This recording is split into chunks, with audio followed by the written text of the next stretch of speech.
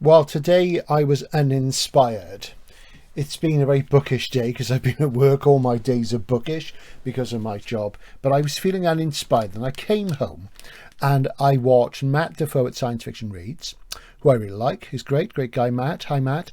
And I watched the other Matt at Book Pilled and enjoyed that as well. So I thought, rather than do some reviews, I might review one book. I'm just going to talk you through some stuff that I've picked up recently, which I haven't shown you. There is other stuff coming. There's going to be something more formal coming up soon, but I just wanted to go through some books and I just wanted to make a video. And as you can see, we've got flaky lighting. Early on in the sort of early days of the channel, I used to experiment with all sorts of things and used to mostly come across really badly visually. So this might be a bit dark, but you know, it's just, I just want to mix it up. You know, you get tired with the same old format. And you could say, well, why are you sitting down in the usual place? Well, it's because it's comfy and I've been at work and my legs are aching. So there you go. So what have we got? I'll start with something negative, he said charmingly. This is The Singularities by John Banville, which came out hardcover about a year ago, just came out in paperback. John Banville, well known for his prose style, literary sort of guy. I suspect there's some SF content. I didn't get on with this at all. I read about the first 20, 30 pages. Guy comes out of prison after a crime. He's murdered somebody. He's sort of quite upper class. He's going back to this sort of very sort of non-humble demesne in the country, this estate. And it's got this very self-conscious floppy postmodern style, which I hate. So that I've put down. Sorry, John, it's not happening. But totally different, something I picked up in the mail recently, which these are books I've read at least twice many years ago, but this is quite uncommon. This is the Books of Coram slipcase set of the first 4 Coram books by Michael Moorcock. And this is just to say, Jules Burt, yes, I know you want me to do some Michael Moorcock videos. I am going to do some soon. There are some on the channel, but they're collecting ones. I'm going to talk about the actual works themselves. And this is the first 4 of 6 Coram books. And I got this off eBay. And these slipcases are quite uncommon. And these copies were all printed in '79, and they've got these crazy quasi-Buddhist covers, which I remember selling these back in the day, and I really love these. Look at that. The Knight of the Swords. For those of you who are already into Moorcock, the Knight of the Swords is, of course, Arioch, the patron demon of Elric of Melniboné. The Queen of the Swords, Zionbag, who, of course, appears in the latest Elric book, which came out about a year and a bit ago. And there's the King of the Sword, so that's the initial trilogy.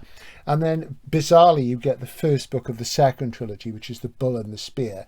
And it's weird because, of course, they didn't do a slipcase to fit 6 books, as it was rather unwieldy. These are in great nick because they've pretty much been in this since it was bought, and they've been unread, which is really nice. And I used to have all of these and got rid of them because I had hardcovers. I ended up with the Coram books twice in hardcover.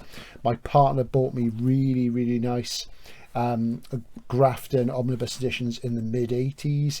Beautiful, so I got rid of these, and then there were the later ones, blah blah.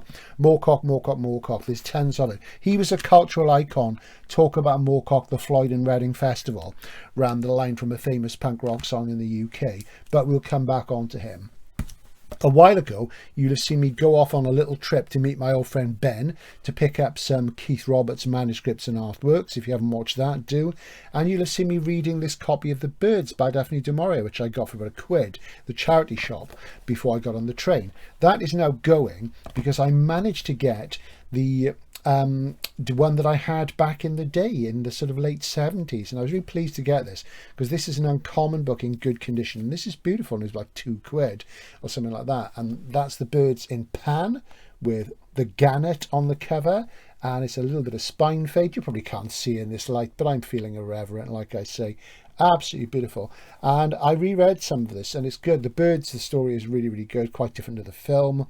There is a novel called The Birds by somebody else which predates this by many decades, and it's the same idea. Can't think who it's by.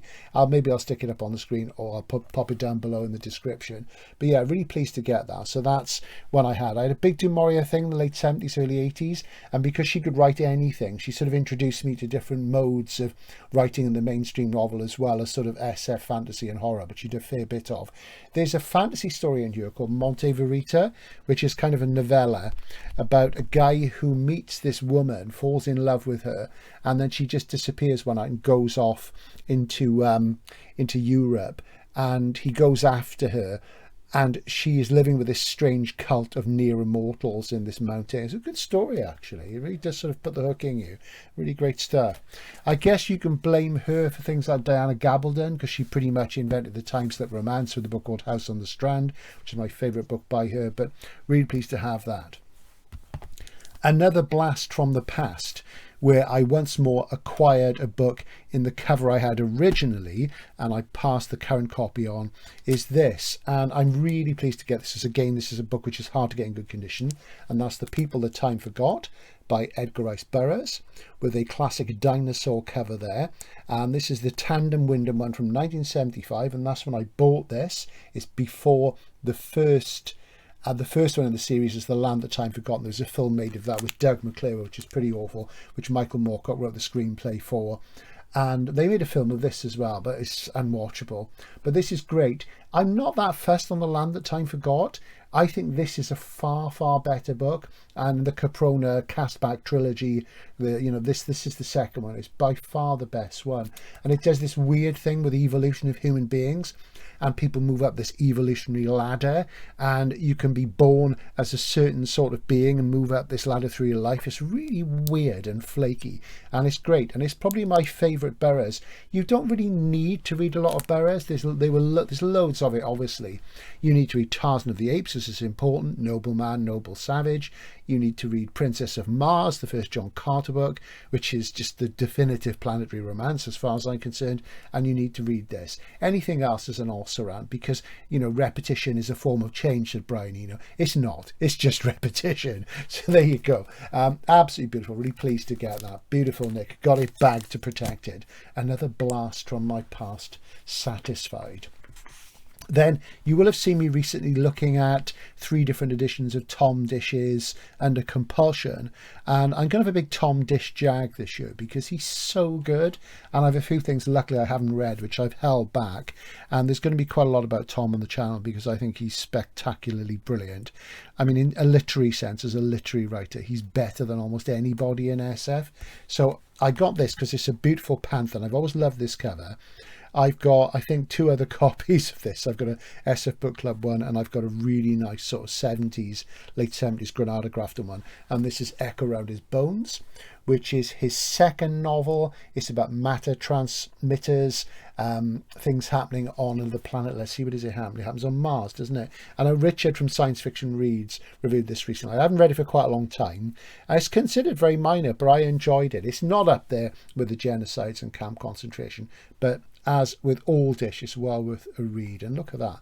And I love this kind of cover where it's got this weird wood shaving effect. Really nice. I love the panthers from this period. It's not a panther oblate or oval because it doesn't have that, but it's from that period. Really, really nice. Then, into completism. Roger Zelazny's Amber series. The thing with Roger is that I can never remember what order his books run in, what titles refer to what books. I don't know what it is about him. It is his poetic soul, which really sort of confused me. He's just confusing writer in lots of ways. He doesn't sort of obey the rules, goes off at tangents. And it was more about the sort of sharpness of the characters, these trickster type characters, which are very much his thing. And I saw a couple of copies of this book online a while ago, and the thing is, I'm not a completist. I would like all the Amber books, or the first 5 at least, in hardcover. I used to have them in omnibuses and what have you, and I used to have singletons and things.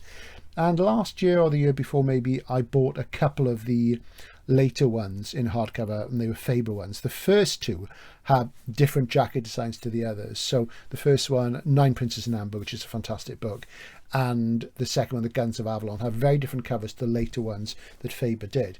So I decided to pick up the last one. So the last 3 have got this common livery, and this is The Courts of Chaos.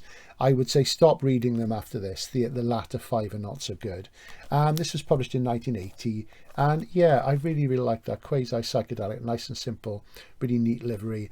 And I've got, so the 3rd, 4th and 5th in this livery, but the first 2, as I said, very different jacket styles. And I mean, you're talking telephone numbers for them. They're really expensive books, and you never see them. And I was at Dorset Bob's the other day, and he had a spare copy of This Immortal, I think it was, aka and Call Me Conrad, a UK first, and he said, you can have this if you want, Steve, but it'll be, and he quoted a telephone number. And it's fair enough, because it's a really collectible book. Luckily, I've got an Eastern Press full leather edition, and that's a great one. Zelazny, I Blow Hot and Cold, the early stuff, the sharp stuff. Today We Choose Faces. I'm not so fussed on Lord of Light, but he was a poetic soul, and at his best, really quite something oblique, strange, decadent. And, you know, what can you say about him? He should have been a French symbolist back in the 19th century, you know. But the Amber books are good. They are fantasy. They had a massive influence of Game of Thrones. If you haven't read them, I would recommend Nine Princes in Amber at the very least. And Amber is this strange realm. It's the real world. Amber is the real world, and Earth is just like a shadow of Amber. And there's this family there. So it's a dynastic fantasy, and they are always at war with each other. There's lots of intrigue going on, and they manifest themselves on Earth through these tarot cards. And the central character, Cohen, wakes up in a hospital with no memory, and then it starts to seep back, and he escapes from the hospital, and he goes to this house in the country where his sister is there, and he knows this woman is his sister, and he finds these tarot cards, and it all starts coming back. Brilliant start to a fantasy sequence, really good, and they're great fun. And they're kind of science fantasy because he tends to mesh in tech with the sort of magic and things. So yeah, great stuff. It's a shame they didn't do all 5 in the same livery, but that's the way it is. One day I will find the first 2 on the cheap, somehow, somewhere. We'll see. Then, shout out for my friend Paul at work, who the other day said to me, Steve, if you go down to this charity shop, blah, blah, blah road, they have a load of Brian Aldiss there, and they have some of the mainstream novels. And it was Christmas, it was busy, I couldn't get down there. When it got to lunchtime, I needed to sit down because of my polymyalgia, but I managed to get down there day before yesterday, or whenever it was, and pick up this, Affairs at Hampton Ferrers, which is an Aldiss mainstream novel from 2004, which I never read and picked up at the time, and it looks like an Alexander McCall Smith book, which is a bit scary, really. I'm just glaring like mad because of the lighting I'm using. Hang on a second, let's see if we can do something about that. But you know, it does look frighteningly provincial and parochial. And it is, and it says this is a happy book, it says inside. It doesn't put anybody off, but it is some supernatural stuff going on in this, as this village decides to sort of, they're going to celebrate a centenary or something of that kind, but there's something supernatural involved. So I guess it's going to be like Mr. Weston's Good Wine by T.F. Powys, something like that. We'll see. I haven't read any Brian for ages, so maybe I'll give that a go at some point. I'm going to give it all a go at some point. My TBR is ridiculous. Then a book I bought, and I'd wanted one of these for a very, very long time, and I mean a very long time. And it's more about the memory of having this book and seeing it when the stage when I started to read an awful lot. I'd always been a big reader, and then the early 80s I started to read an awful lot. And I was just reflecting today with a colleague at work that I had a period of unemployment, 82 to 83, so I was 19, 20, and in that time between being 19 and 20 I read a heck of a lot of classics, heck of a lot of contemporary mainstream fiction, and I was reading lots of SF and things anyway. And that's this book. I used to see it around, Quest for the Fador by Richard Ford, and it's not the Richard Ford you think, it's a different Richard Ford. This is a really heavy, this is on such good paper. It's Granada, so it would soon become Grafton in 85, and as you see it's got a badger on it, and it's a combination of anthropomorphic fantasy and sort of quest, sword and sorcery novel. Now I don't think it was very successful. At that point people were all trying to jump on the bandwagon of Watership Down. There'd been things like Duncton Wood, which is about moles, and it was kind of a proper sort of popular subgenre to sort of go for, the anthropomorphic fantasy. And there were 2 sequels to this which came out much later, and Granada Grafton tried to market and package them as if they were, you know, straightforward fantasy novels, and I think they went more that way. Never read them, but I've always wanted a copy of this in decent nick, and you see it around, but it's usually in a state. This is the nicest copy I've ever seen, and I bought that, funnily enough, for somebody in Bath, but the paper is so heavy. It's such good paper. Fantastic. I'll get around to reading it one day, I guess. Then something else that I'd wanted for a long time and have struggled to find a good copy of, most copies you see online are just not happening, is this. And it's really beautiful. I'm just going to tantalize you with it. It's great. And this is a little omnibus, and I'm going to show you it without the jacket first because it's so nice. Look at that red leatherette there. And yeah, it's Golanx, and it's from the late 70s, and it's got a red text block at the top there. Really, really nice. And this is an Arthur C. Clarke omnibus, which was priced, what was it priced at? Well, I'll show you in a minute.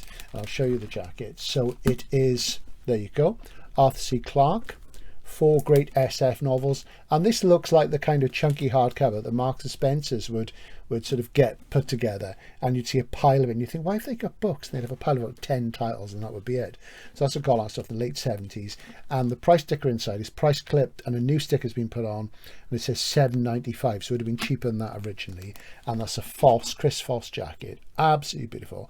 And the contents are The City and the Stars, The Deep Range, A Fall of Moondust, and Rendezvous with Rama. Now, I really wanted this, not just because it's beautiful, because it is, but because I've never actually read The City and the Stars. I know about it, I've read about it, it's quite an important book of his. And I've been collecting him, even though I'm not a fan. And I think really it's the one major book of his I really want to read. And I hope I might read it soon. Fingers crossed. I might read that next, actually. The Deep Range I've started a dozen times, never got further than a few pages.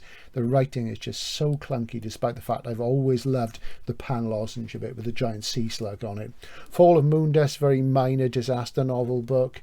And Rendezvous with Rama, very boring, big, dumb object book. I really found Rama unreadably dumb. City and the Stars is more of a far future sort of thing, and I'm going to be doing something in that vein on the channel soon, so maybe I'll read that before that, we'll see. But yeah, very beautiful, I think you'll agree. We'll finish with a review. There will be more reviews this year because I've decided that whatever I read I'm going to review on the channel anyway. I don't always do that. And a while ago you'll have seen me buy some Piers Anthony hardbacks. What were you thinking, you say? And this is Vicinity Cluster, which you will have seen me, I bought the whole trilogy. And the thing with this is that initially it was a trilogy, then there were 2 other volumes. It also links in with his Tarot series as well. And this Millington hardcover, very beautiful, nice and plain. And I do like plain liveries, as you know. I'll just talk to you a bit about this. And basically, what is Vicinity Cluster? Well, I'm going to tell you what it is, because right at the back of the book, it doesn't have a map. It has like a little chart, which I'm going to show you there. You can see that with all those different spheres. And the word sphere comes up a lot in this, because the fundamental idea is that you've got our galaxy, the Milky Way galaxy, and there are a number of sentient civilizations within the galaxy. And they have a sphere which they inhabit. And by that, it's not a physical sphere. What it means is that, because when you launch spaceships into space, it's not east, west, north, south, because of course you can go in all directions. And the sphere relates to how far each civilization has sent spaceships and colonized other planets. So the spheres are of different sizes depending on how advanced the tech is for each individual race in each individual star. And of course, our guys, the Terrans, have the Sol sphere. And it's got this interesting thing, which reminded me of the Zones of Thought thing that Vernor Vinge does in, is it Fire Upon the Deep? The one everybody likes, the one that I think is a bore, the one with the dog-type aliens. And basically, what happens is that when people move out into the sphere, because they're using things like suspended animation, they're using generation starships, the further out you go from Earth, or from whatever planet you go from, the sort of society that gets established on the colony world is more primitive. So if you're close to Earth, you're close to Earth tech. If you go out further, you're only in the Renaissance. You go right the way as Stone Age. And it is a bizarre idea, but it sort of talks about the limitations of the travel. And an awful lot of the spaceships that go up from Earth, the people die on board, they don't wake up, they don't get there. So only a small percentage make it. So there's all these different spheres, different civilizations have done this in the Milky Way galaxy. And the basic plot centers around a threat from the Andromeda galaxy, where the Andromedans are going to extend their sphere into our galaxy, and you know, it's all going to be sort of hey, wartime, what have you. And fundamentally, this is about exchanging of tech between the different spheres to get everybody up to speed so they can deal with the Andromedan threat. And there are Andromedan threats actually in the Vicinity Cluster, and that's the thing. So Vicinity Cluster means all the spheres meshing together, and our sort of hero Flint, he's on this sort of Stone Age colony world, and he is a bit of an understudy to a shaman there. And the shaman is actually a doctor who's come from Earth. He's come from Earth with the starship, and he's an old guy, and he's taken the place of the shaman in the society because that's what a doctor would be. And it's stuffed with ideas, way too many. Anthony, I think the problem is, as the SF Encyclopedia said, and I said this about Omnivore, he very much has some great ideas, but he can't always carry them with his prose style. And there's an awful lot of detail and they come tumbling out, but he's not the smoothest of reads. It's not that they're not intelligent. They are quite intelligent. And he does remind me a lot of Philip Jose Farmer in that he's got this sort of very solid sort of Edgar Rice Burroughs background behind these things, but he puts all these ideas on and it's a bit too much for him. And he's somebody who I wish had concentrated more on his prose style. So when you get a novelist of ideas like, say, Colin Wilson, who can take a wild idea and run with it and make it readable, for Anthony, that's more difficult, and you have to focus very hard. And it's not a question of I'm too dumb to understand it. It's just there's an awful lot of it, and it's not beautifully expressed. It's not well expressed. So our hero, he gets picked because he's got this Curlian aura, and Curlian is a real thing. It's about taking photo of an energy field around you, and he has a very strong Curlian aura, and that comes into this a lot. And apparently the whole thing degenerates more and more as it goes later on into a more supernatural type thing. But he has to matter transfer into host bodies in the other spheres and convince people from the other spheres, from the other planets, to exchange tech so they're ready for the Andromedan threat. And matter transformation, matter transmitting is a big thing in terms of tech exchange, as is nuclear fusion, and it goes from there. And, you know, there's a certain amount of daring do and thriller type spy crime type story thing, especially towards the end, but it is all a bit much, and it's only 200 odd pages, and it's a beautiful book to read. It's got lovely boards, really, really nice boards. It's a physical experience. I loved reading it, you know, and really nice paper, nice typography, and it's very, very inventive, but it's also exhausting. And in a way, it would have been better if he'd pared it back and made it a little bit more mainstreamy in the way he approached things, but he didn't. That's the way it is. So did it sort of awaken my hunger to read a lot more Piers, Anthony, because I hadn't read any for a long time? No. Towards the end, it really does get quite soft and fluffy and quite silly, and it posits what's going to happen in the sequel, and I'm not going to tell you too much more about that.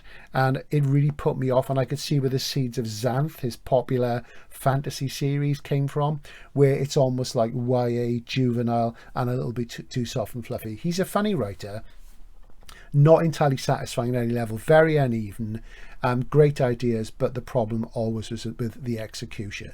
Finally, something I got an advanced copy of is In Ascension by Martin Macinnes. Now, those of you who watch regularly will know that I reviewed this in hardcover nearly a year ago when it first came out, and it got shortlisted for the Booker Prize, longlisted, I think. Did it get on the shortlist? Let's see. Longlisted, not the shortlist. And, you know, a science fiction novel is never going to win the Booker Prize. I mean, there are some things which are borderline. And this is his third novel. I'd read his second novel, Gathering Evidence, some while before this. And it's basically a big dumb object story. It gets compared to Solaris. I asked the question in my video, was it the best SF novel of 2023? That was only in February, March last year. And I'll be quite honest, I really struggled to find anything I wanted to read that was published last year that was genre SF, apart from writers I already like, who I know I'll pick it up, like a Chris Priest or an Adam Roberts, what have you. And so this has come out in March in this format, so I've got an advanced one here, because I sold the hardcover first on, because it was in an irregular format, and I hate irregular format books. I cannot be doing with them. So I was glad to get this in a B format, and it is good, but it made me think a lot about Gathering Evidence, his previous book, which I actually think in retrospect is a lot more interesting, and I did review that on the channel, and that must have been about a year and a half ago. And Gathering Evidence is a fascinating book, and I think I might have to go back to it. It was his second novel. I did look at his first novel, which I think is called Infinite Ground, when it first came out, and both I and a colleague at work had looked at it and thought, read a bit and hadn't really got there. And I think his best book is yet to come, but Gathering Evidence starts with this amazing sequence, which is about a new sort of tech involved with the internet and social media, which I don't want to talk about too much. I want you to read it. And that is the sort of first part of the book. It's the first chapter or so. And you think it's going to go on from there. And then it's dropped altogether. And it reminded me of the initial chapter of The This by Adam Roberts. And it's really good because he just drops it. Now, I want to reread the book because I got a feeling that it's probably infecting the rest of that novel more than I noticed the first time. Though I can't see how or why, so I do need to go back to it.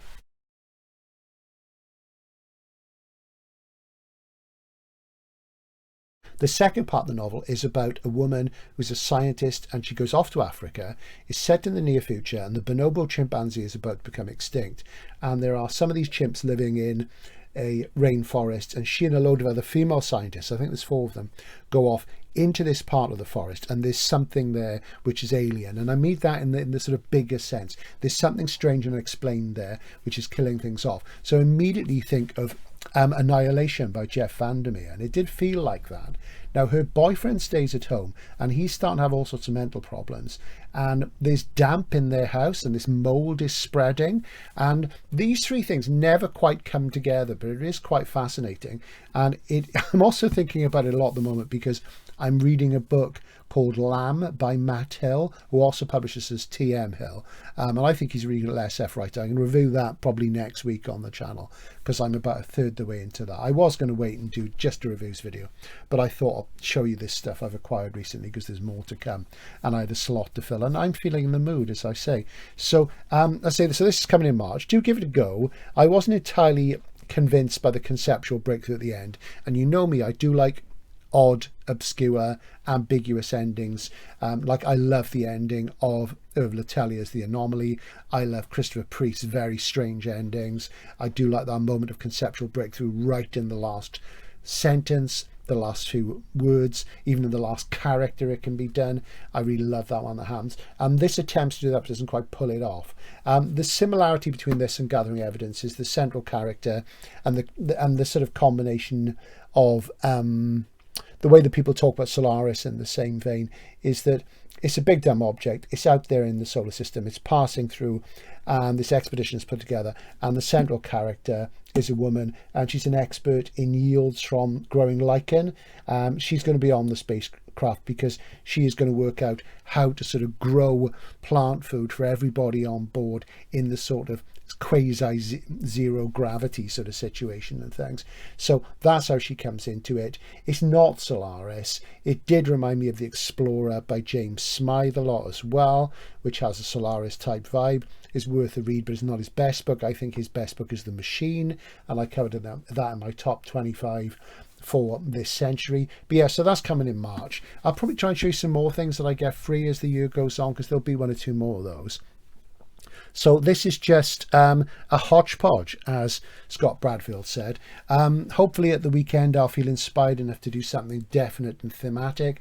As I said in the video walking around Bath the other day, I've got tons of ideas, but I am going to freewheel it a bit more this year. I want to do fewer videos per month because a lot of the time I'm just too tired and unwell to do it. Hopefully that will pass as time goes on. But it does take a lot of effort getting the books together because of the physical space, you know, and you'll see so many people on YouTube, you know, have got these huge houses and loads of space. And for me, the physical act of getting the books together is really, really hard because they're often behind other books and what have you. And anybody who's been a big collector for a long time faces the same problems. So this is Outlaw Bookseller signing out for now. A little bit of a book haul. We're into 2024. One rather descriptive review, interesting concepts, but doesn't come off in a literary sense. And yeah, maybe I'll read The City and the Stars next, but we'll see. I'm very much a mood reader. It's all about whims, really. See you soon.